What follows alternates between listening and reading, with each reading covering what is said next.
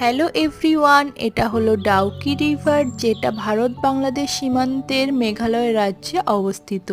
আপনারা এখানে অবশ্যই বোটিং করতে আসবেন। এখানে বোটিং করতে পার বোট 800 থেকে 1000 টাকা করে পড়বে এবং এক একটা বোটে আপনারা 3 জন করে ঘুরতে পারবেন।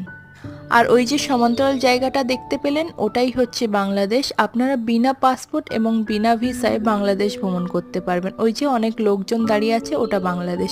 আপনারা ওখানে ঘুরে আবার বোটে করে ইন্ডিয়ায় চলে আসতে পারবেন। আর এই ডাউকি রিভার হচ্ছে এশিয়ার ক্লিনেস্ট রিভার। সব থেকে স্বচ্ছ এবং পরিষ্কার জল দেখতে পাওয়া যায় এই ডাউকি রিভারে। আর আমি তো ডাউকি রিভারের এই বোটিংটাকে খুব এনজয় করেছি।